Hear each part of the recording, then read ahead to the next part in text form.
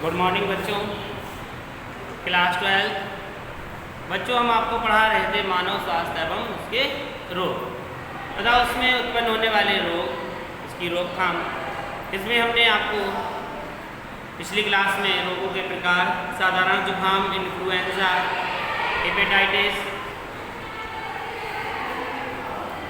Hepatitis के संचरण की विधियाँ, डेंगू बुखार तथा रीढ़ की हड्डी का बुखार आदि रोगों को पढ़ाया था। बच्चों, आज हम आपको पढ़ाएंगे उसी के आगे अगला रोग, जिसका नाम है चिकनगुनिया। और सभी इस रोग से बहुत अच्छे से परिचित हैं, चिकनगुनिया रोग से, कि चिकनगुनिया रोग क्या है और कैसे ये फैलता है। तो लिख लेंगे चिकनगुनिया।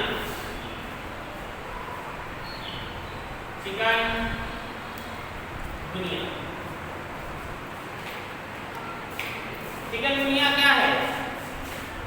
एक ऐसा रोग है जो मच्छर से फैलता है। ठीक है, लिखेंगे यह इस रोग का संक्रमण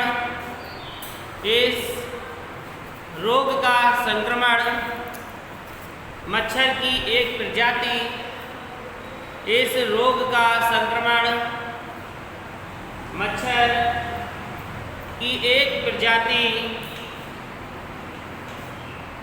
एडिस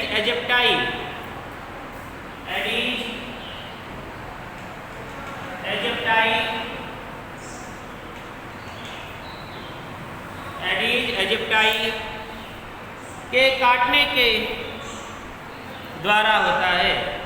इस रोग का संक्रमण मच्छर की एक प्रजाति एडिस एजिप्टाई के काटने से होता है।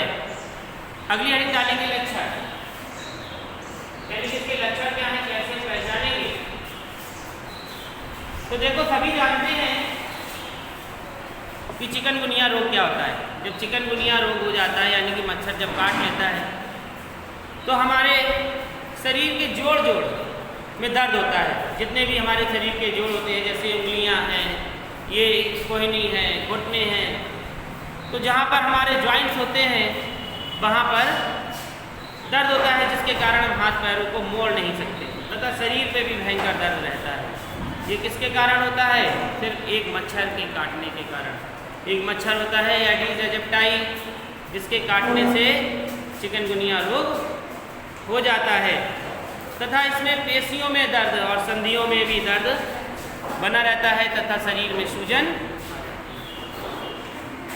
तो लिखेंगे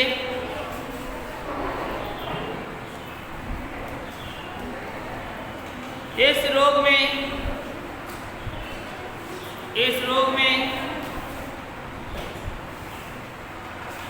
उच्च बुखार होना,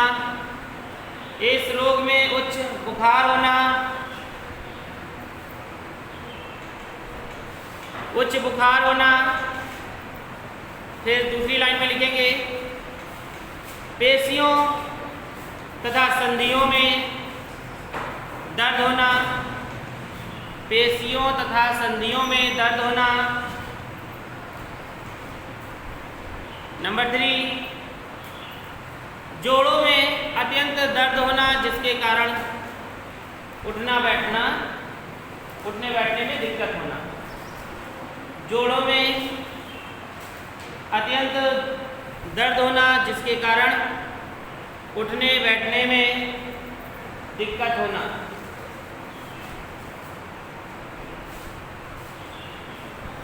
अगला पॉइंट, शरीर में जोड़ों में सूजन आना।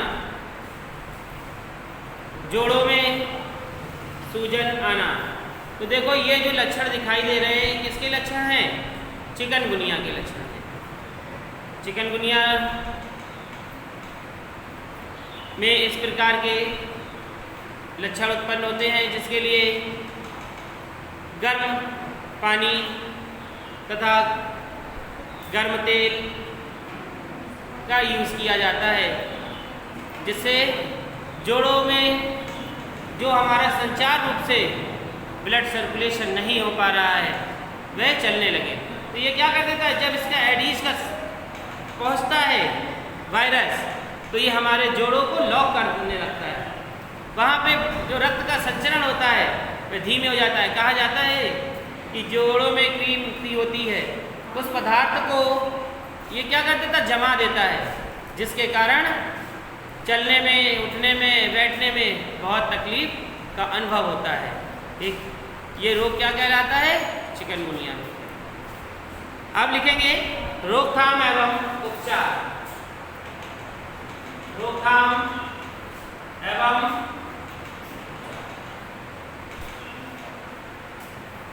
यानी कि इसकी रोकथाम क्या है तथा इसके उपचार क्या है, कैसे इसे रोका जा सकता है।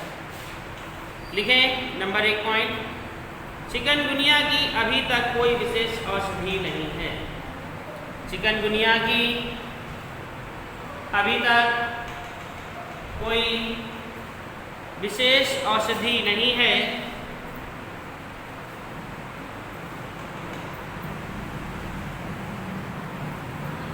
नंबर 2, जन स्वच्छता ही इसकी पहला उपचार है।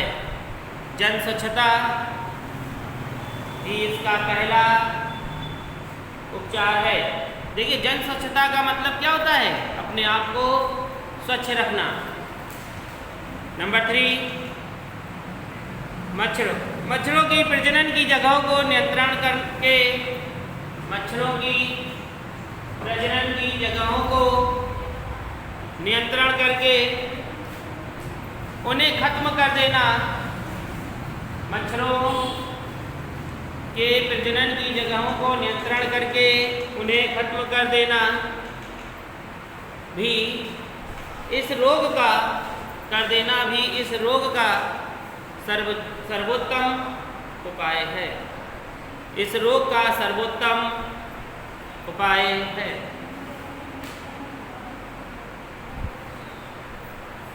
अगला पॉइंट, चिकनगुनिया होने पर रोगी के जोड़ों को गर्म पानी से धोना चाहिए। जोड़ों को गर्म पानी से धोना चाहिए तथा जोड़ों पर गर्म तेल की मालिश करनी चाहिए। तथा जोड़ों पर गर्म तेल की मालिश करनी चाहिए।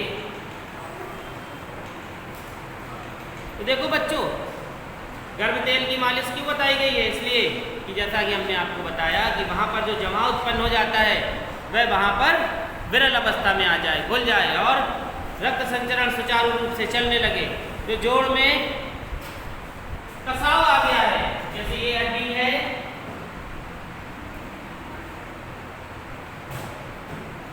तो यहाँ पर जो पदार्थ है ये क्या हुआ है, जम गया है।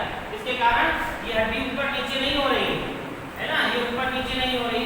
तो जब ये घुलेगा, जब ये घुलत अवस्था में होगा तो आपका जो भी है, जैसे कोई आप साइकिल हो, मोटरसाइकिल हो, जब जाम होने लगती है तो ग्रीस उसमें कम हो जाती है, लेकिन जब ग्रीस डलती है या ऑयल डलता है तो वह सुचारू रूप से चलने लगता है। तो जब ऐसे ही ये जम जाता है तो ये कार्य नहीं करता, लेकिन जब ये घुलित अवस्था में आ जाता है तो ये जोड़ अपने आप पुनः अपनी अवस्था में आ जाते हैं और सही रूप से कार्य करने लगते हैं। तो ये थे आपका चिकनगुनिया और चिकनगुनिया के, नोट कर लिया होगा सभी ने और सभी को समझ में आ गया होगा। इसके आगे अगला रोग हम आपको बता रहे हैं जिसका नाम है रेबीज या हाइड्रोफोबिया। रेबीज या हाइड्रोफोबिया। रेबीज या हाइड्रोफोबिया। देखिए रेबीज क्या है, आप सभी जानते होंगे रेबीज क्या है। रेबीज एक वायरस है जो कुत्तों की लार से निकलता है। जब कुत्ता किसी व्यक्ति को काटता है, जैसे मान लीजिए ये किसी का क्या है, हाथ है और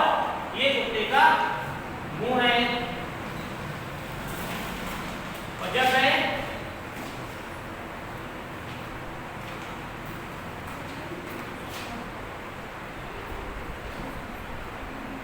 वह काटता है तो ये उसके जो दांत होते हैं वह उसकी बाह में गड़ जाते हैं। इसके कारण क्या होता है, इसकी लार में जो उत्पन्न होता है पदार्थ रैवी, वो मनुष्य की इसमें चला जाता है, जो रक्त नलियां बह रही हैं उसके अंदर प्रवेश कर जाता है, जिससे रैवी नामक विषाणु मनुष्य के शरीर के अंदर पहुंच जाता है। और ये पहुंचने के बाद क्या करता है, कुछ दिन तक तो कुछ नहीं होता है, लेकिन जब ये वायरस पेट में पहुंचता है तो ये गांठें बना लेता है, यानी कि ऐसी गांठें बनाता है जैसे कुत्ते के बच्चे।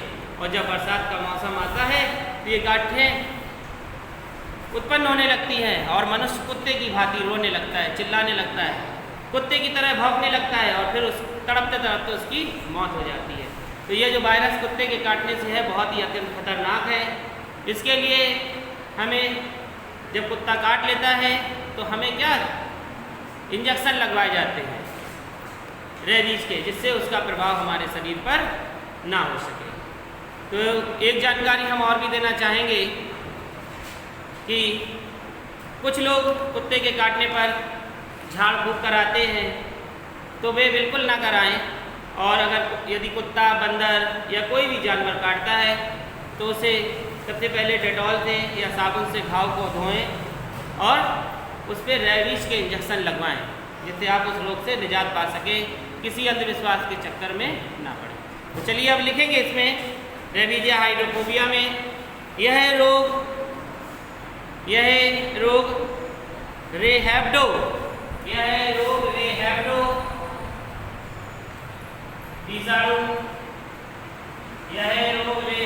विषाणु के द्वारा होता है। यह रोग रेहैप्डो विषाणु के द्वारा होता है। यह एक गंभीर केंद्रीय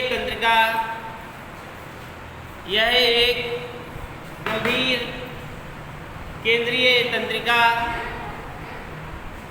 तंत्र संबंधी रोग है। यह एक गंभीर केंद्रीय तंत्रिका संबंधी रोग है। ठीक है, अब लिखेंगे, हेडिंग डालेंगे संक्रमण।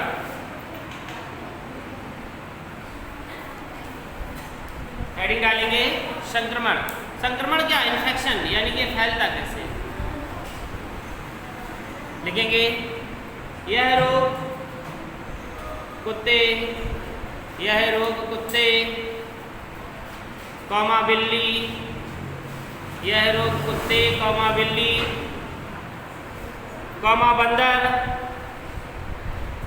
बंदर या जंगली पशु के काटने से होता है, या जंगली पशु के काटने से होता है।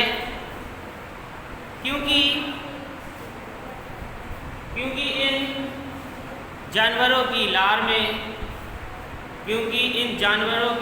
में यह विषाणु पाया जाता है। क्योंकि इन जानवरों की लार में यह विषाणु पाया जाता है और यह लार द्वारा ही दूसरे व्यक्ति को संक्रमित कर देते हैं और यह लार द्वारा ही दूसरे व्यक्ति को संक्रमित कर देते हैं। तो देखिए इसकी लार में क्या है, रेहैप्डो विषाणु। कुछ लोग घर पे कुत्ता पाल लेते हैं, बिल्ली पाल लेते हैं, बंदर पाल लेते हैं और उनके साथ खेलते भी हैं। खेलते खेलते जो छोटे बच्चे होते हैं, कभी कभी कुत्ते के पिल्ले जो होते हैं, छोटे बच्चे उनके साथ खेलते हैं, उसकी लार को उसकी जीभ अपनी जीभ में लगाते हैं, उसकी जीभ से अपने मुंह को चटवा भी लेते हैं। तो देखिए जो ऐसा करते हैं वह बहुत खतरनाक है और ऐसा जो कर रहे हैं वो ऐसा ना करें। यदि आपके सामने कोई ऐसा करता है तो उन्हें मना करें, क्योंकि उसकी एक लार हमारे शरीर के लिए हानिकारक है, हमारे शरीर के लिए खतरा है। कुछ बच्चे